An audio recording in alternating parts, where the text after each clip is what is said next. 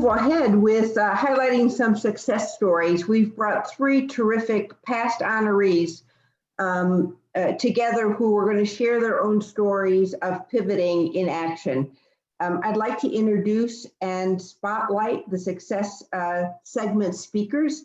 First, my friend and someone I've had the privilege to work with and learn from, Randy Ramos, and then Bill Daubmann and Dr. Julia Harper. Let me tell you a little bit about Randy. Randy is the CEO of Global Business Solutions. He was a 2012 honoree with me, where they offer a customer a distinctive blend of IT services, education and training resources, information assurance solutions. He founded GBSI in 1995 and brings more than 15 years of public service, technology innovation, and industry leadership to his role. We have Bill Daubmann, CEO of My Shower Door, a 2013 honoree. His family-owned business is your local source for heavy glass enclosures, including doors, hardware, finishes, with 7 locations across the state. And finally, Dr. Julia Harper, the CEO of Clinical Director of TheraSpeeds, Inc., a 2019 honoree. I had the privilege of escorting Julia last year up on stage to receive her award. Her business is most interesting. Dr. Harper's Hope model for therapy-based service is based on the science of neuroplasticity. Therapids, a family center, became a premier center in the world for brain change. The center sets the standard for what infants, adolescents, and adults can achieve when the brain is stimulated in the right way, in the correct order, and with the right interventions. Fascinating. I'd like to start our discussion with Randy this morning. And Randy, I've got several questions I would like to ask each one of the participants, but I'll start with Randy. Randy, can you tell us a little bit about the economic business environment when you identified the need to pivot? Yeah, sure. So thank you, Barbara. It's fun to be here. I mean, there's so much going on. And I just appreciate being able to participate, that's for sure. But let me just give you some pre-pivoting, if you will. So back in 2012, when we became an honoree, as an IT cybersecurity services company, we started looking at the need for workforce development. We knew that, hey, going forward, that we were probably going to be lacking qualified candidates to be hiring. So to be honest with you, we did what everyone talks about, industry, academia, government getting together to share resources and do things. So we jumped in with both feet and we believed in it. And we developed a cybersecurity career and technical education program for K through 12, basically. So starting at the high school level, and in order to create a better asset for post-secondary and taking on the goal of being able to graduate an employee with credentials and certifications to not only go to post-secondary, but also to graduate and get a job, in the $50,000 range. That was our mark. So we started building that out, and collaboration was a big thing. So this was the first big pivot for us, an IT cyber company getting into the education business at the academia level. I mean, come on, that's a heavy lifting right there. So we did. And the communications, everything that everyone's talking about here, collaborating and communicating, talking to the teachers, we realized that, wow, this is some heavy lifting for you. So a strong teacher professional development program, we had to build it. And we did. We listened to them and did, to the point that, hey, we would co-teach, we would provide instructional services in some schools. We talked to the IT department, they freaked out. They said, wow, we can't afford some of this technology. Oh, by the way, we're not going to support it, man. We are busy. We are overwhelmed with just supporting schools and the technology that we're supporting now. So putting in some sort of strange networks and malware and things like that, we just can't do it. We said, okay, we'll build a cloud-based model where students can access it through their Chromebooks, in a web browser, and we'll put everything out there, curriculum, lab resources, certification, test prep resources, and all those kind of things. And of course, parents, the whole mind of even the parents were saying, yeah, I just don't want my kid to go to college. Yes, we do. But what we were starting to hear is that we want our children to be successful. And that basically that was all part of this model. And so we put it together. We did a distributed technology that we placed in the classroom that would allow our instructional resources and subject matter experts to get into the classroom and teach. We started doing a little bit of entrepreneurial with that. You know, we had a cloud-based model for all the lab environment and everything else. And when we really started this thinking process, you know, back in the 2010 timeframe, one of the things that I always had in our strategic plan is going to take a culture change to hockey stick this thing and really change. In 2019, that was the hockey stick. And so what we were doing in 2019 with already in place distributed technology and a curriculum model, it was basically helping schools. Our number one thing is helping schools transition from a traditional classroom model to a distributed learning model. And that's what happened in 2019. So Randy, can you tell us a little bit about when you made this pivot, or share a story about when you made this pivot as COVID hit? What did you learn, and were there any pitfalls? Yeah, so let me tell you the first story. So, you know, a lot of schools were breaking down. You know, a lot of schools were just throwing in the towel. You know, but we had one school system actually of 8 schools, a charter school out in California, that said, you know what, they sent a note home on Friday with the students that basically said, parents, you know, you need to come to the school Monday and Tuesday of next week because we're handing out Chromebooks. And everyone needs to get their device and internet connectivity and all that. Come Wednesday, they basically said, GBSI, we need you to log on all day long and just help these students to figure out how to connect, how to use the tools, how to raise their hand, how to engage, because they're no longer in the classroom doing this. So we went from one connection in a classroom to 30, 40, 100 connections outside of the classroom, as these students now were individual connections coming in. So scalability of technology, resource utilization, all those kind of things. So we spent that Wednesday just helping them. And come Thursday, business as usual. Students were going to class during their class time, but they were doing it from home, from their parents' businesses, you know, at groups, you know, almost doing like at home schooling kind of thing, getting together in their, what we call our, you know, pods, classroom pods from school. So it was a lot of disruption, you know, a lot of permanent disruption through innovation and technology, but we pulled it off, and you can imagine what we've been doing coming into this school year. That's a great story, Randy. Any lessons learned or best practices that you want to share with the group today from that experience? Yeah, the communications, it's just, you know, I have to say that things that happened, you know, 2 years ago, a year ago, last month, last week, you know, it's almost a God thing, because the communication that we've been having that has been preparing us for the next year, the next month, the next day, has been so vital and so helpful. Just our instructors being able to not only just teach to these students, but to hang out with them for a little while.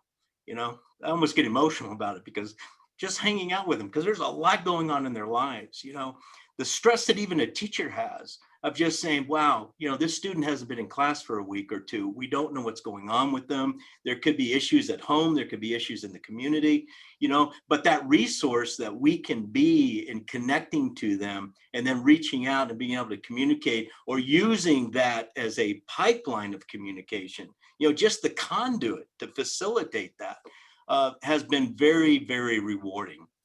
You know, it's not about profit and money. This has been very, very rewarding. Well, Randy, thank you for sharing that great story. And I just wanted to share with the rest of the group, I've enjoyed watching since 2012 when you had this vision, watching you develop it, and am thrilled that not that the pandemic caused it, but it offered you such an opportunity to spread your wings and really share that technology across the board in so many different ways. Thank you so much. Well, I appreciate that. And let me just tell you one thing. We're starting to see now industry, which is really one of the things that we wanted to see, is industry coming to the table now, because there is this capability that they can just step in and participate in the public education model. I love it. Thank you, Randy. And Bill, I would love to hear your story next. Can you tell us a little bit about the economic and business environment when you identified the need to pivot, and share that story with us? Happily, and thank you for having me on, by the way. Randy, I'm going to touch base. I'm going to come back to what you were talking about, because what I've been doing is very, very similar to what you were just talking about. We're a family-owned business. We were selected as a nominee or an honoree in 2013. But we were just making shower doors and installing heavy glass frameless shower doors, which was kind of new because most people had the older framed shower doors that builders put in from years ago. But as it grew and grew, we continued our growth. We started in Naples, Florida, did a second one in Fort Myers, 2005, Sarasota, 2007, selected on Grove, Florida as a company to watch with a mere 18 employees. And as of today, we've now got 9 showrooms throughout Florida, 120 employees, and still continuing to grow. The economic condition before COVID was very good. It was one of the best economies I have seen. Since COVID, believe it or not, it's better. Even though we completely shut down when Governor DeSantis requested the month of April to try and slow the spread, we did shut down even though we were considered an essential business and part of the supply chain. And it was a very tough decision to make, but I'll tell you, when we came back in May, we had more business accumulated from what we didn't get in April, and we've been going straight out since. But the more important thing is our culture of all the employees here was phenomenal. Nobody missed a day's pay. If they had to go for testing, we paid for the testing. I kept informed with everybody through company-wide videos and emails to everybody of what was happening, what we expected to do. And leadership used that time wisely to work on a new website, work on our search engine optimization programming, develop new products. As I was talking about in our breakout session, one of the pivots we did, and I don't like to call it a pivot because I never want to lose focus of our main business, and that's frameless shower doors. So I like to say branching out into new products instead of pivoting away from our regular product, because we still sell a lot of frameless shower doors. But we were able to make COVID protectors out of glass, long-term protection instead of short-term plexiglass solutions. And we've gotten a number of contracts from local communities like Lee County and Collier County in their office buildings. We've done doctors' offices and many private businesses where they want a long-term solution, not just for COVID, but for flu season and just sometimes just security protection. So our heavy glass fills into that as well. We also invested another $3 million so that we can start making impact glass, bulletproof glass, switchable glass. So that's going to add to our product line. While a lot of these other manufacturing companies were looking for orders, we basically were able to get it at a very good price, sometimes 30 to 35% off our originally quoted price for that machinery. So the timing was good. We were able to renegotiate with banks once the interest rates dropped down, and we had just bought and built a brand new 60,000 square foot state-of-the-art glass manufacturing facility. We thought we had a pretty good rate, but now we just renegotiated that rate down, and we're going to be able to hire more employees just with the savings.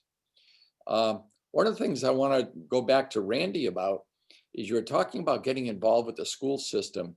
And I'm very much involved with the Lee County Economic Development Council, and I run one of the boards on that, and that's getting involved with the school system. Our mission and our vision is to help retain and grow existing businesses, more so than trying to entice new businesses into the area. And one of the things that I'm quarterbacking is called Workforce Signing Day. And I would really like to see this go out throughout the state of Florida. This is where sometimes student athletes, they get letters of, what do I want to say, acceptance to play football for a major college or some kind of a sport athlete, and there's a big celebration in the school. Well, we want to celebrate the students that are coming out of high school and are going directly into the workforce. And what we're trying to do is pair up businesses that want to hire these students with these students. Then it gets a little deeper than that. So that's the celebration, but the deeper part of it is, and I'm involved with a program called Jobs for Florida Graduates, where we're rounding up business people in the area and going in and mentoring students so that when they come out of high school, they already have jobs ready for them. And then we're going to have a big day in May where we're going to celebrate these students. So Randy, it kind of follows right along. Let's create our own workforce instead of letting the schools continue along with their path and then retrain them. Let's try and train them on school time and prime these students and get them ready for work. I'm not against college, but not every student is ready for college. Not every student is mature, has the financial wherewithal, or maybe their families just have needs and they can't go to college. But there's nothing the matter with going right into the workforce, whether you're learning a trade, you're going into real estate, going into sales, whatever that case is, or being an entrepreneur and developing your own business. We want to support and celebrate all of that as well. And I think everybody in this business community feels the same way. You're all entrepreneurs in your own way. Either you started with somebody and grew and morphed into your own business, or it was a family business that was passed down to you. But getting these students on board to create their own futures and control their own futures is a really big deal, something I'm proud to be part of, and I would like other entrepreneurs to be part of that. Bill, I like your comments, and I think Bill and Randy need to get connected after this event today and brainstorm together, because I think you both can do wonderful work in developing that future workforce. I'd like to move now to Dr. Julia Harper and ask Julia to share with us the economic and business environment that caused her to pivot, and tell us a little bit about her business while she does that. Julia.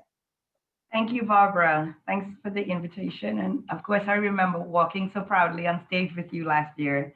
So it's a joy to be with you again. So, you know, as we're all speaking about the impact of COVID, Therapies Family Center, of course, a brain-based center that has treated the brains and minds of children for over 20 years. We were, as many of the other companies discussed, rocking and rolling. We were 2019 Honoree, had recently moved into our state-of-the-art, built from ground up, 30,000 square foot facility, and was attracting business and have been and continues to attract business from around the world.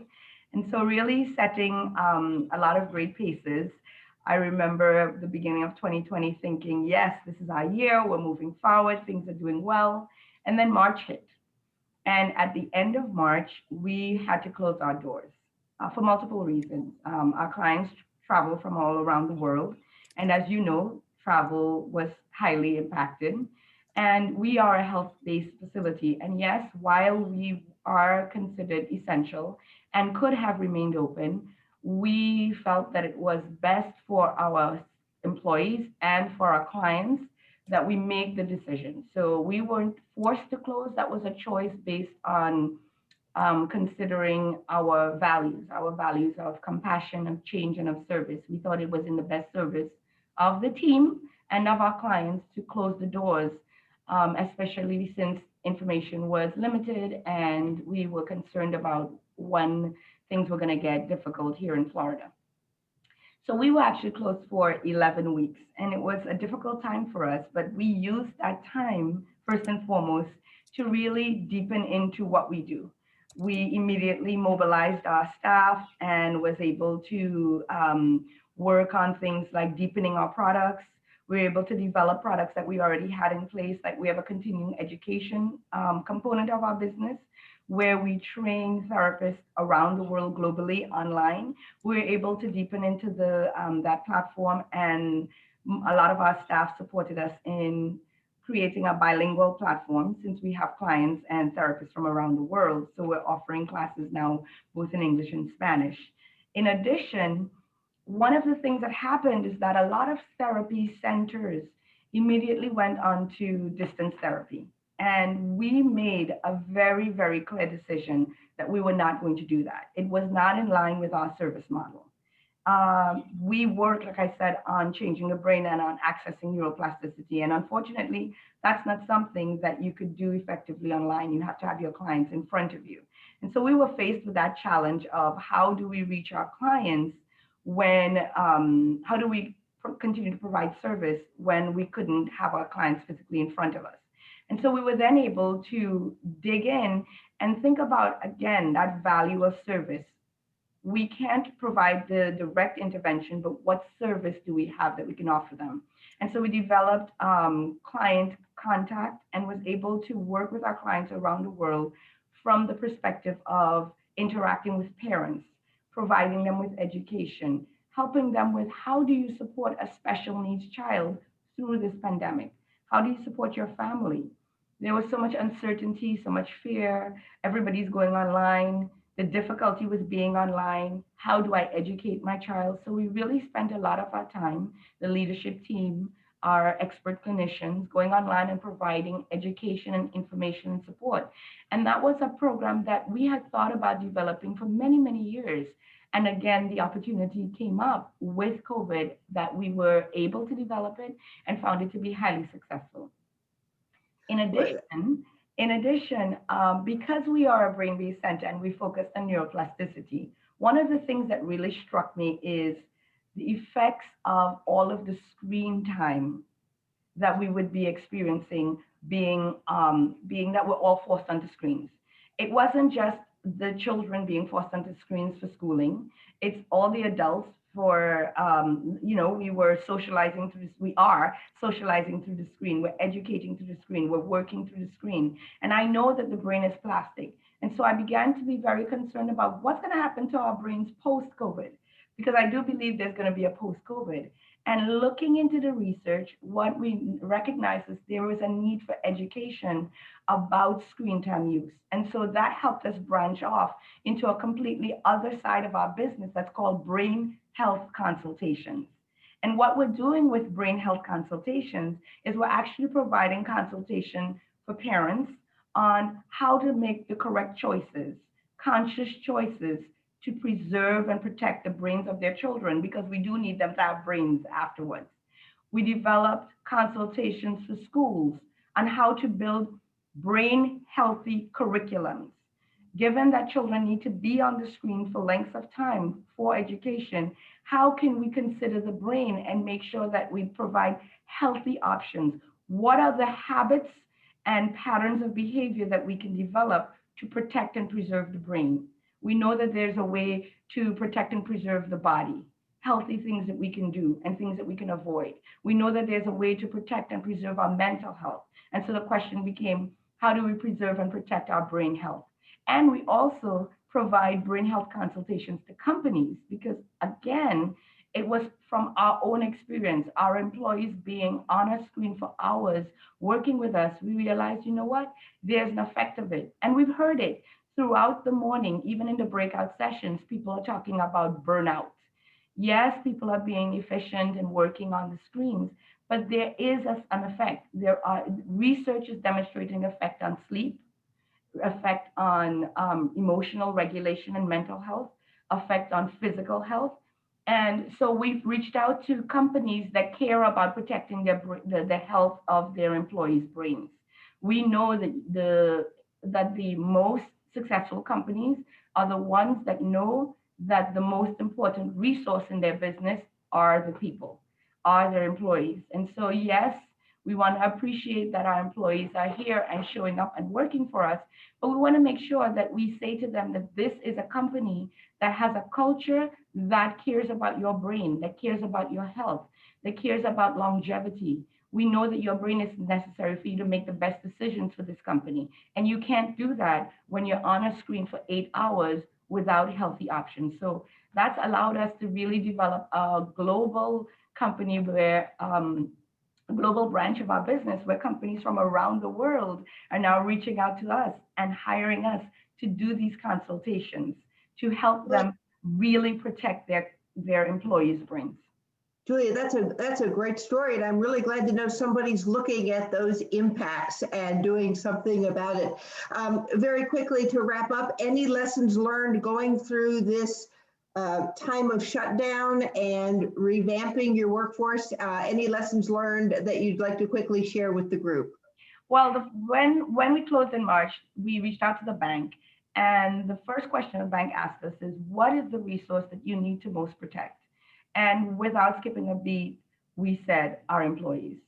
And for us, the entire focus on living our values and making sure that we protected our team and protected our clients, that was number one for us. And I have never, ever regretted that decision. That decision has allowed me to have the peace that facilitated the creativity to be able to extend and expand our business. Thank you so much, Julia. Thank you, Randy, Bill, and Julia for such a great conversation.